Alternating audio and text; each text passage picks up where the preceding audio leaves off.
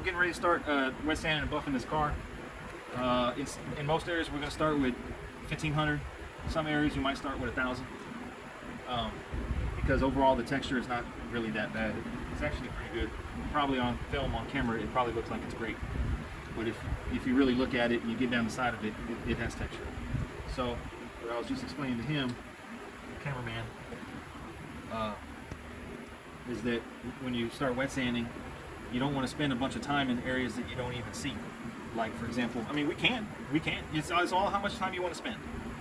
You can buff all this in here, you know, and then when you put your fender on, you never even see it again. You know, you can wet sand and buff behind the brake booster if you want. You're never going to see it. So I like to do the big areas. What I was explaining to him a minute ago was that you don't want to spend a lot of time on the edges because you burn through. And because when you're spraying the clear, you know, you got a lot on here, and you got a lot on here, but right here, it's really thin. And if you spend too much time, even with 2000 grit, you could potentially burn it. And then you open up a whole can of worms. So sometimes I tape the edges, which I've kind of gotten away from that because I've gotten a little better at what I do. But you can do that. You can tape the edges so you stay away from, kind of a reminder not to touch them. You can tape all this if you want. Basically like a square foot at a time. Square foot at a time, dry it off, blow it dry with the air gun, and then you can see what you got.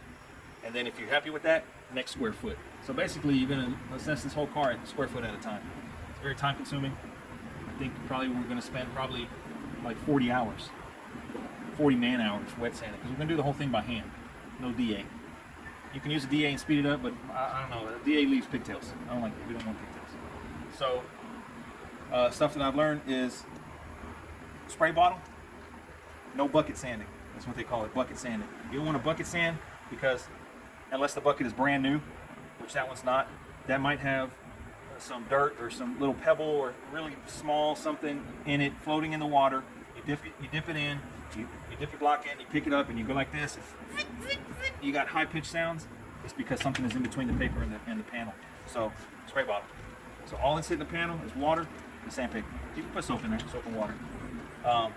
Another thing I learned is, which Mark told us, is you don't want to mix sandpaper in the bucket if you're bucket sanding. Like say for example, you start out with, you got a run or something, and you start out with like 600 or 800 or maybe even 1,000, and then you say, okay, you know what, we're going to go to 1,500 now. Use the same water in the same bucket because you got grits floating around there. So now your 1,500 paper just picked up 600 grit sandpaper, and you're introducing more scratches when you've already went past that stage.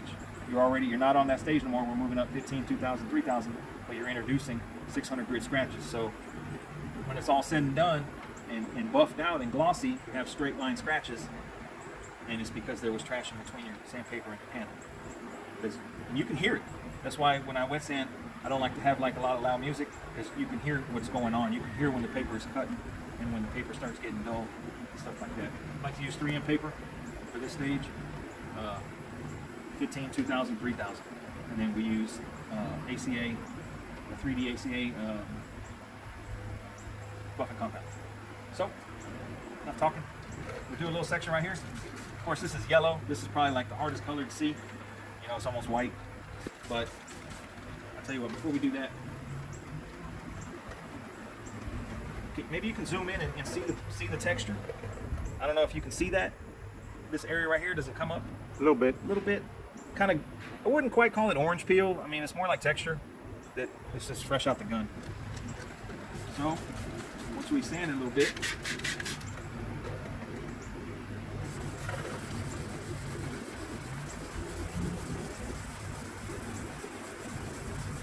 this color right here is going to buff so easy because it's light and it's bright. It's like the opposite of trying to buff a black car. But we done a black car. We did Will's car.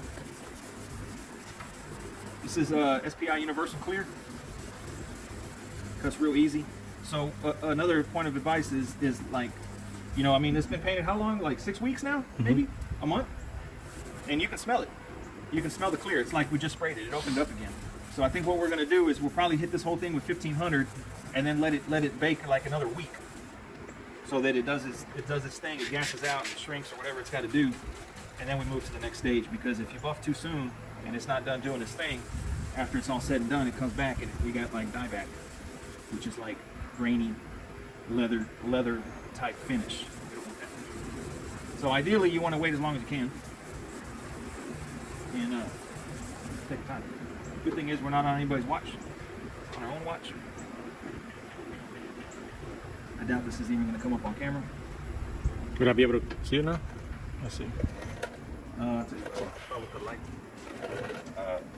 We'll hit it with the air real quick. Dry it off real good.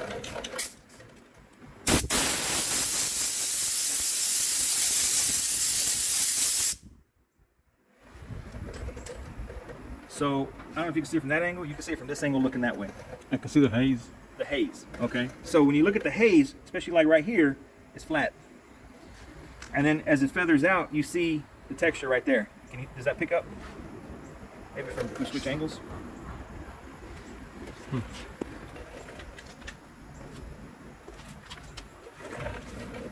So this is flat right here, right? Yeah. Okay. As it feathers out, you see little dimples, which is the orange peel or the texture or whatever you want to call it. So basically we want this whole thing flat. And that cut surprisingly really fast with 1500. You picking it up? Mm-hmm. Okay, good. So wherever you sand, that's the thing. Another thing is wherever you put sandpaper, you got to put the buffer or the polisher. So you don't want to go into all these corners right here and get all up in here where you can't get with the polisher, because you just open up a whole can of worms, because you can't buff up in here without tearing up a bunch of stuff. So we'll probably go to, we'll go to about right here, where we can get with the buffer. And whole car 1500. To run on me. All right, guys, we're back. What's going on, guys? Talking to Mr. Red Rocket himself. So what I'm using here is a festool. So this festool is a denibber. So anytime you're spraying, you're gonna end up with nibs. So these little nibs, you want to knock them down with the festool, so you won't over sand. So I have a little nib here. I don't know if the camera can catch this, but I can definitely feel it. And what you do is you want to hold this flat, and it knocks it down flat. So all you got to do is go over it right here. And this tool itself, if you look down here, it has a number. It says 2500. So it's equivalent to 2500 grit if you're using it correctly, right? Over here it's a bit more coarse on this side, but for a small nib like that, you want to use it flat and until you get it flat. And what it does is just knocks down the nib. So when you come back and wet sand it, you're not over sanding areas, because if this nib was here, you try to knock it down with the sandpaper and you're over sanding the whole area around it. So ideally you want to start with a flat panel, right? So this is getting everything flat, and the purpose of it is to knock down nibs and to knock down anything in the clear. Then you go back and wet sand it. So right here, if you look closely, there's a sag right here in the clear coat. I already kind of got it down, and you can see the line right there, right? Can you catch that in the camera? It's a little difficult to so see it. Try to get it from this side. You see that little area right there? Can you see that? I'm not sure if it's catching it, but there's a sag in the clear, and again, you want to get this flat as possible. So for a sag, you want to use a little bit more coarse side so it can knock it down a little bit faster. But you never want to use this up and down or like this. You want to keep it as flat as possible, because if you use this incorrectly, you will dig down to your base, and then you got to start all over. So you got to be real careful with it. Hold it as flat as possible. And this thing is made out of tungsten steel. It's the hardest steel on earth, supposedly. But if I were to drop this right down on the concrete, it's gonna break. Wow. Yeah, it's strange. So that's why it comes with this string. You want to wrap it around your hand. That way, in case whatever you trip or it falls, you got to wrap it around your hand. So these things, they cost about 75 bucks, man. They're not cheap, but it makes the job a lot easier, especially when there's sags. You don't want to over sand nothing, and you want to go knock down all these nibs, get everything flat, and then start your sanding. So that's what I'm doing right now. Good stuff. And what's it called again? A festool. Yeah. That's good information, man. Yes, sir. All right, guys, we'll bring it back.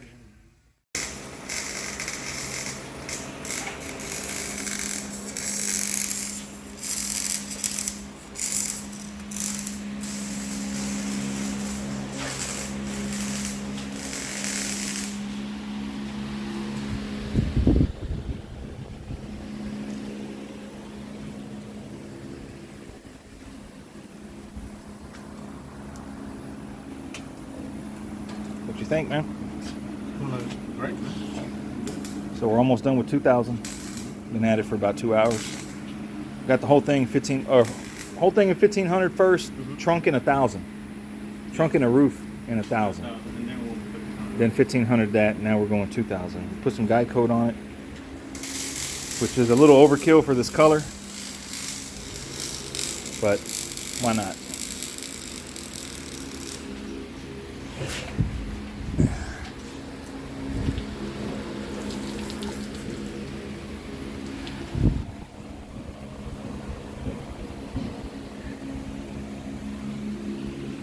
Firewall's done. So all that's left is that quarter panel on one side of the roof. And then I think we'll definitely get in 3,000. And then it's ready to buff and put back on the frame.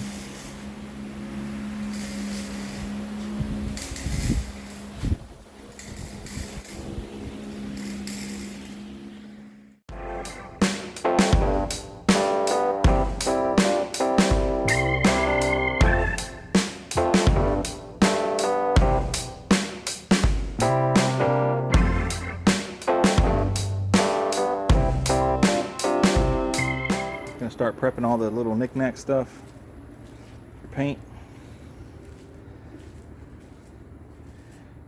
AC vents, glove box, dash cluster. Got 2 steering columns. One's for the 68. One's for a 62. I did it tilt, paintable steel. So that's the plan. So I guess we'll bring you guys back once we get these little knickknacks prepped up.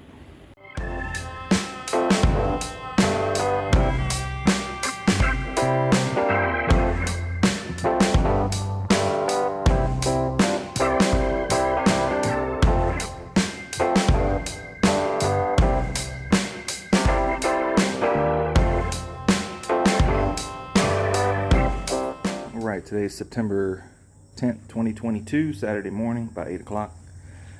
And I just wiped this car down with water and a rag, get all the dust off. Today we're going to be buffing it and setting it on this chassis, hopefully.